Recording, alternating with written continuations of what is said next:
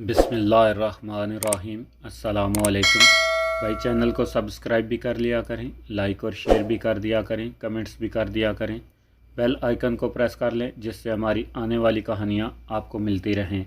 दरअसल मैंने सोचा ये था कि अब मैं बहैसियत रशीद यार जंग मेरठ में मुतारफ़ होऊंगा और इसी हैसियत से दिल्ली बाज़ार जाकर शांति से मिलूँगा।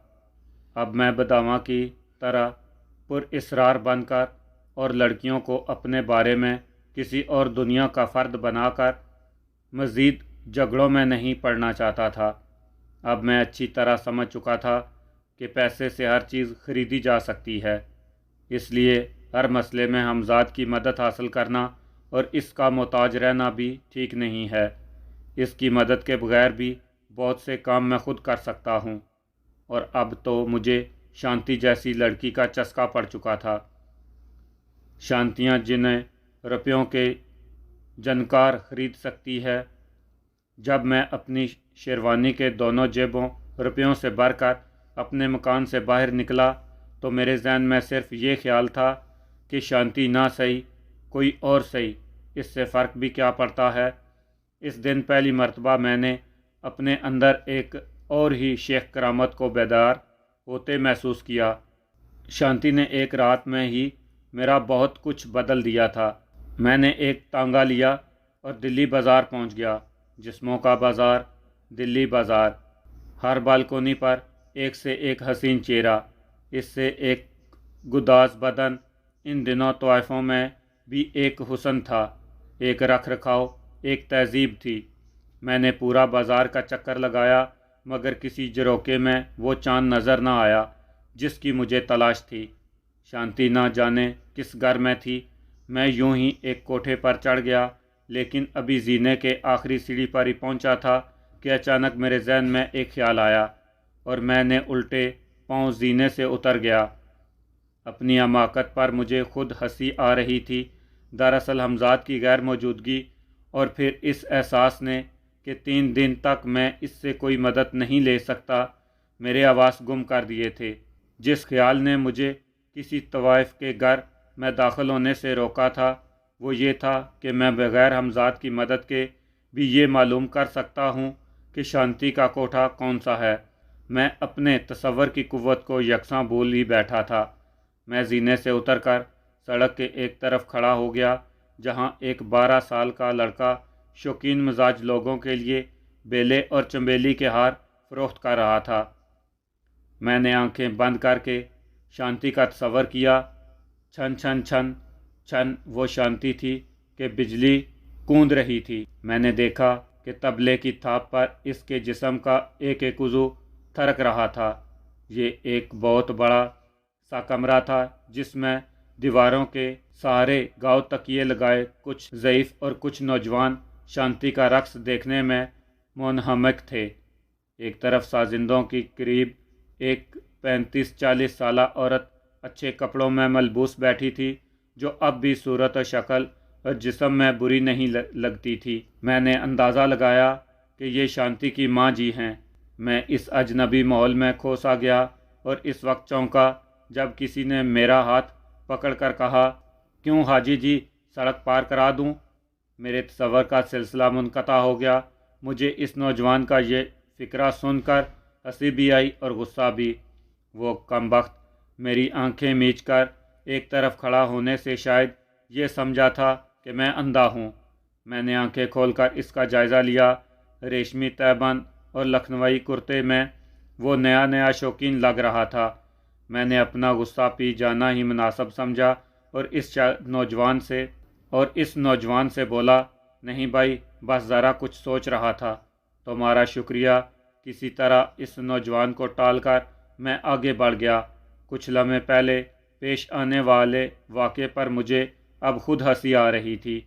मैं अब हर कोठे के नीचे एक लम्हे को रुकता, कोठे के अंदर का तसव्वुर करता और आगे बढ़ जाता। आखिर मैंने शांति का कोठा तलाश ही कर लिया। मैं ऊपर चढ़ गया। महफिल अभी तक इस तरह जमी हुई थी। मैं दबे पाँव आगे बढ़ा और जूते उतार कर एक तरफ खामोशी से बैठ गया। मैं अभी संभल कर बैठने भी ना पाया था کہ شانتی سے میری نظریں ملیں، وہ پھر تو جیسے وہ پتھر کی ہو گئی۔ اس کے اوپر اٹھے ہوئے ہاتھ اوپر ہی رہ گئے، قدم جیسے جم گئے۔ میں بہرحال اس کے لیے بھی ایک پرسرار شخص تھا۔ غیر متوقع طور پر مجھے اپنے کوٹھے پر دیکھ کر اس کا ششدر رہ جانا قدرتی بات تھی۔ دوسرے تماشبین بھی شانتی کی یہ حالت دیکھ کر حیران رہ گئے۔ وہ کبھی میری طرف دیکھتے، کبھی شانتی کی طرف، جس کی نظریں مجھ پر جمی ہوئی تھی۔ یہ چند لمحے تھے، مگر مجھے ایسا محسوس ہوا کہ جیسے شانتی صدیوں سے اسی طرح پتھر بنی کھڑی ہے۔ وہ اس انداز میں بہت حسین لگ رہی تھی اور میں بھی جیسے اس میں کھو گیا تھا۔ ساز خاموش ہو چکے تھے۔ اچانک شانتی کو اپنی حالت کا احساس ہوا۔ اس کے اٹھے ہوئے ہاتھ نیچے گرے۔ وہ فرش پر بیٹھ کر اپنے گھنگرو کھولنے لگی۔ اس وقت پیچھے بیٹھی ہوئی شانتی کی ماں جی کی آواز آئی، کیوں بیٹی، کیا ہوا؟ کیا اب نہیں ناچو گی؟ یہ تو گھنگرو کیوں کھول رہی ہو؟ ابھی تو شام ڈلی ہے، محفل جمی ہے۔ شانتی، آخر کیا ہوا تمہیں؟ نہیں ماں جی، اب نہیں ناچتے، ہماری طبیعت خراب ہے۔ اس کے لہجے میں عجیب سی معصومیت تھی، جیسے کوئی بچہ روٹھ جائے۔ ارے تم دیکھتی نہیں، یہ نئے حضرات آج ہمارے ہاں تشریف لائے ہیں، یہ کیا خیال کریں گے؟ ماں جی نے پھر کہا۔ شانتی اور ماں جی کو بول چال اور رکھ رکھاؤ میں زمین آسمان کا فرق تھا۔ ماں جی صحیح معنوں میں طوائف تھی، مگر شانتی اس فن میں شاید بالکل نووارد تھی، جس کی تصدیق بعد میں مجھے ہو گئی۔ شانتی کو ماں جی نے نیا نیا خریدا تھا اور اس نے رات مجھ سے جھوٹ بولا تھا کہ وہ دلی بازار میں ہی پیدا ہوئی تھی اور یہیں پلی بڑی ہے۔ دراصل اس نے مجھے وہی بتایا تھا جو اسے ماں نے سکھا رکھا تھا، ورنہ حقیقت یہ تھی کہ 3 مہینے قبل ماں جی نے شانتی کو ایک قریبی گاؤں سے پورے 300 روپے میں خریدا تھا۔ اس زمانے میں 300 روپے بہت ہوتے تھے۔ شانتی کو صرف رقص ہی سکھایا گیا تھا، نہ اسے گانا آتا تھا اور نہ وہ آداب جو طوائفوں کے لیے مخصوص تھے۔ روز رات گئے تک شانتی کا رقص ہوتا، کچھ رقم تو تماشبینوں سے انہیں مل جاتی، اور جب محفل ختم ہوتی تو ماں جی کا اشارہ پا کر ان میں سے کوئی رات وہاں ٹھہر جاتا، جس کے لیے سارے معاملات ماں جی پہلے ہی طے کر لیتیں۔ یہ تمام باتیں مجھے کافی دن میں معلوم ہوئیں۔ میں نے پہلے اس لیے بتائیں تاکہ میری سرگشت سنتے ہوئے شانتی کے بارے میں یہ الجھن پیدا نہ ہو کہ وہ اس قدر اجاڑ کیوں ہے۔ ہاں، تو میں یہ کہہ رہا تھا کہ شانتی کی ماں اسے رقص جاری رکھنے کے لیے کہہ رہی تھی، لیکن جب شانتی نے اس کے کہنے کے باوجود گھنگرو کھول دیے تو مجبوراً اسے بھی محفل برخاست ہونے کا اعلان کرنا پڑا۔ تماشبین ایک ایک کر کے اٹھنے لگے، مگر ایک ضعیف العمر شخص بیٹھے رہے۔ جب ماں جی نے انہیں بیٹھے ہوئے دیکھا تو انہیں کچھ خیال آیا اور وہ شانتی کو مخاطب کر کے بولیں، بیٹی، مرزا صاحب سے میں 1 ہفتے سے شرمندہ ہوں۔ روز آج کل کر رہی ہوں، تمہیں تو بس یہ دل و جان سے چاہتے ہیں۔ تمہیں یاد ہوگا کہ تمہارے لیے پچھلے ہفتے یہ دلاور جیسے خطرناک آدمی سے لڑ پڑے تھے۔ آج رات پھر کچھ کہتے کہتے ماں جی رک گئیں۔ انہیں اچانک میری موجودگی کا خیال آ گیا تھا۔ وہ میری طرف پلٹی، معاف کیجیے گا حضور، آج بٹیا کی طبیعت کچھ ناساز ہے۔ یار زندہ صحبت باقی، تشریف لاتے رہیں، غریب خانہ آپ کا ہی ہے۔ میں سمجھ گیا کہ ماں جی کا مقصد کیا ہے۔ وہ چاہتی ہیں کہ میں یہاں سے ٹل جاؤں اور وہ اس ضعیف العمر شخص کو روک لیں۔ یہ محسوس کر کے مجھے سخت غصہ آیا، لیکن میرے کچھ جواب دینے سے پہلے شانتی بول پڑی، ماں جی، ہم بولا نا کہ ہماری طبیعت ٹھیک نہیں، آپ مرزا جی کو کہہ دو کل آ جائیں۔ اب میرے لیے یہ سب کچھ ناقابل برداشت ہوتا جا رہا تھا۔ آخر یہ سب کیسے لوگ ہیں؟ یہ کیا ماحول ہے جہاں ہر جذبہ اتنا کھلا اور ہر احساس اتنا بے قیمت ہے؟ شانتی، جس نے مجھے ایک ہی رات میں اپنا گرویدہ بنا لیا تھا، وہ میرے ہی سامنے کیسی بے باکی سے ایک دوسرے شخص کے وعدہ وصال کر رہی تھی۔ میں نے تو کچھ اور ہی سوچا تھا، مگر یہاں تو رنگ ہی مختلف ہے۔ मैं एकदम चीख पड़ा, माँ जी शांति सिर्फ मेरी है। आज के बाद यहाँ कोई मिर्ज़ा साहब शांति के जिस्म का सौदा करने नहीं आएगा, समझ गईं? जी क्या फरमाया? मैं आपका मतलब नहीं समझी। क्या आप अपने अदा किए हुए जुमले की कीमत देने के आयल हैं? माँ जी ने निहायत शुस्ता और नरम लहजे में कारोबार की बातचीत की। बोलिए आप क्या मांगती हैं? मैंने तेज़ होकर कहा। आप शायद भूल रहे हैं कि ये एक रात का सौदा नहीं, आपने इससे बढ़कर बात की है। मगर ठहरिए माँ जी, कुछ कहते कहते रुक गई और फिर ज़ईफ़ुल उमर से मुखातब होकर बोली, मिर्ज़ा साहब आप तो इस बाज़ार की ऊंच नीच से अच्छी तरह आशना हैं। अगर आप कल किसी वक्त मुझसे तखलिये में मिल लें तो क्या मुज़ायका है। मिर्ज़ा साहब पहली मर्तबा बोले। इनकी आवाज़ इनका जिस्म देखते हुए काफ़ी दबंग थी। अम्मा भाई, नए लौंडे के शौक़ से हम बहुत परेशान हैं। तुम तो जानती हो कि जब हम जवान थे तो हम भी इस तरह की डींगे मारते थे, मगर इस बाज़ार की सीढ़ियाँ उतरते चढ़ते इतना तो तजर्बा हो ही गया है कि नए और पुराने पंछी में तमीज़ कर सकें। ये साहबजादे शायद अपनी ज़िंदगी में पहली मर्तबा किसी कोठे पर चढ़े हैं और नहीं जानते कि यहाँ के आदाब क्या हैं। बहरहाल की तो उन्होंने बदतमीज़ी, मगर तुम्हारा ख्याल करके माफ़ किए देता हूँ। कल किसी वक्त दिन में आऊँगा। ये कहकर मिर्ज़ा साहब अपना बैंड उठाकर चल दिए। मैं इनकी बात सुनकर खून का घूंट पीता रहा और किसी तरह ज़ब्त कर गया। हालांकि जी यही चाह रहा था कि इन बड़े मियाँ की अकल दुरुस्त कर दूँ। ज़ब्त करने की एक वजह हमज़ाद की गैर मौजूदगी भी थी। मिर्ज़ा साहब के जाते ही अम्मा जी भाई ने साजिंदों को भी छुट्टी दे दी और अब कमरे में सिर्फ मैं और शांति रह गए। भाई फिर मुझसे मुखातब हुई, हाँ तो हजूर आपने फरमाया कि शांति से अब कोई नहीं मिल सकता, वजह इरशाद फरमाया।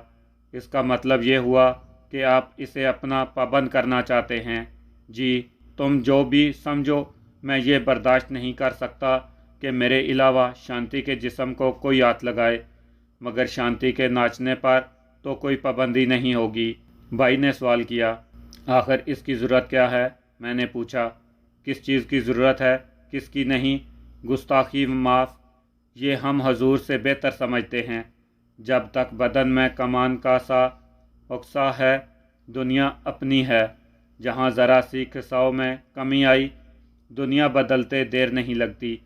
आखिर तुम्हारा मतलब क्या है, साफ साफ कहो, मैंने उकता कर कहा।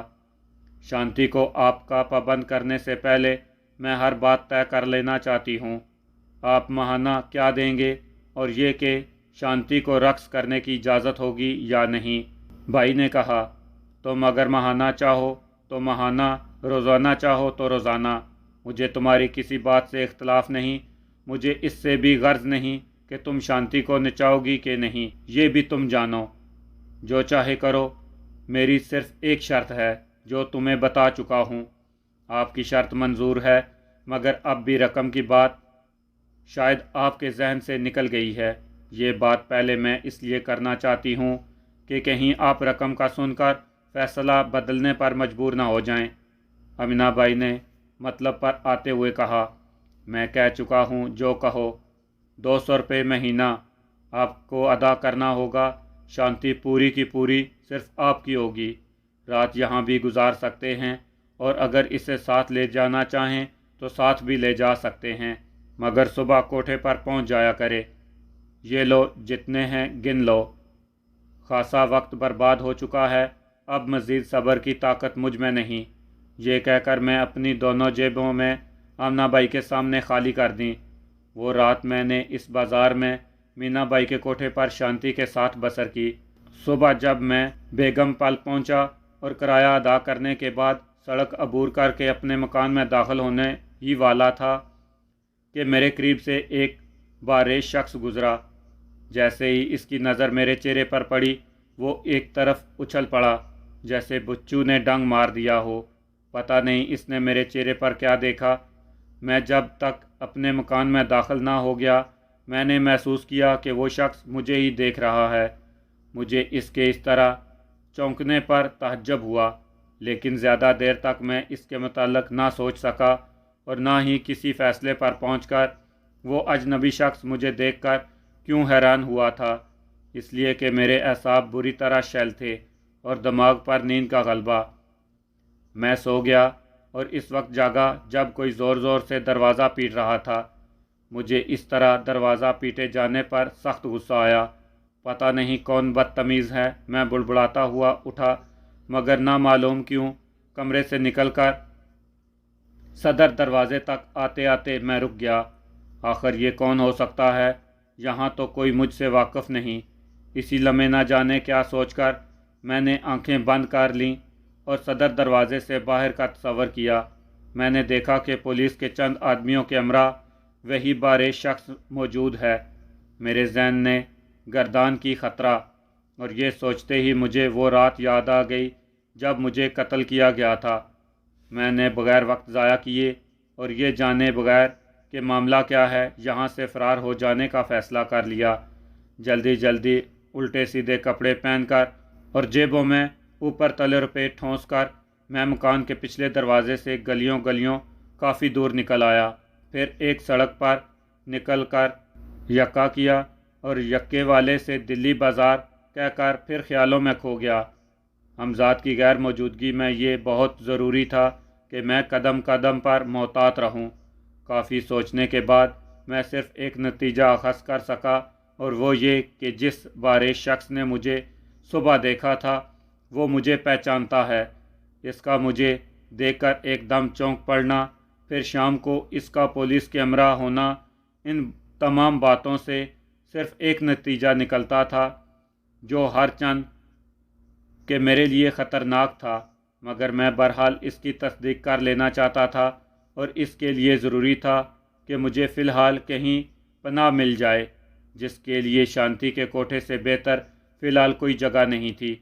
मैं शांति के कोठे पर पहुंचा तो वो अभी तक सोई हुई थी। इस वक्त शायद शाम के 4 बजे का अमल था। भाई ने मेरा इस्तकबाल किया। सुबह यहाँ से रवाना होते वक्त मैंने इसे बताया था कि मेरा नाम रशीद यार जंग है और मैं जमशेदपुर के नवाब का लड़का हूँ और अपने बाप की किसी बात से खफा होकर मीरठ आया हूँ। तमाम बातें सुनकर बड़ी खुश हुई थी। इसने पेशकश की थी कि मैं मुस्तकिल मीरठ में रह जाऊँ। वो हर रात मेरे काम आएगी, इसलिए सरे शाम मुझे देखकर वो बाग बाग हो गई। इसने फ़ौरन ही शांति को एक मुलाजम से जगवा दिया। शांति भी मुझे इतनी जल्दी दोबारा देखकर हैरान हुई। बाबू, तुम्हारा जी ना लगता होगा अपने घर में। मैं क्या जवाब देता? इसकी बात सुनी अनसुनी करके मैंने भाई से कहा, शांति दरअसल ठीक ही कहती है। मैं अकेला हूँ, इसलिए घर यूं भी काटने को दौड़ता है। फिर ये कि बग़ैर शांति के मैं अपने आप को अधूरा अधूरा महसूस करता हूँ। अगर तुम्हें एतराज़ ना हो तो कुछ दिन यहाँ रुक जाऊँ। बसरे चशम, ये तो इज़्ज़त अफजाई है कि आपने गरीब खाने को इस काबिल समझा। भाई ने तवैफ़ के आम हथकंडे मुझ पर इस्तेमाल किए। दरअसल अभी मैं सही तरह आराम भी ना कर पाया हूँ। मैं कुछ देर और आराम करना चाहता हूँ, फिर नहा धोकर महफ़िल में बैठूँगा, इसलिए कि अब शाम ढल रही है और तुम्हें तो महफ़िल बहरहाल जमानी है। मैंने भाई से कहा। इस वक्त नींद मुझे बिल्कुल नहीं आ रही थी, मगर मुझे कुछ देर के लिए तखलिया चाहिए था ताकि मैंने अपने जहन में जो नतीजा अख़ज़ किया था इसकी तस्दीक हो जाए। शांति मुझे अंदर ले जाकर एक आरास्ता कमरे में छोड़ आई। इस कमरे में एक मसहरी बिछी हुई थी।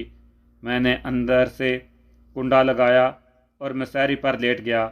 मैंने लेटते ही अपने तसव्वुर की कुव्वत आजमाई और इस बार बारे शख्स का तसव्वुर किया जो अब से तकरीबन 1 घंटे कबल पुलिस के हमरा मेरे मकान तक आया था। वो चेहरा मुझे नज़र आने लगा, फिर इसके आसपास का माहौल भी, और अब मैं सब कुछ देख और सुन सकता था।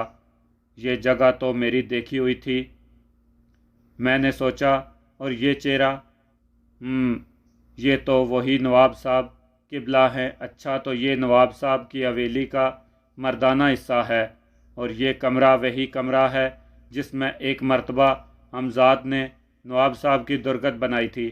مجھے سب کچھ یاد آ گیا۔ میں دیکھ رہا تھا کہ میرٹھ کے نواب صاحب گاؤ تکیہ لگائے اپنی مسیری پر میوے استراحت تھے اور ان کے سامنے بچی ہوئی کرسیوں پر 3 بارے شخص بیٹھے تھے۔ ان میں سے ایک نواب کے طبیب تھے اور ایک چہرہ میرے لیے قطعی اجنبی، وہی بارے شخص جسے میں نے صبح دیکھا تھا۔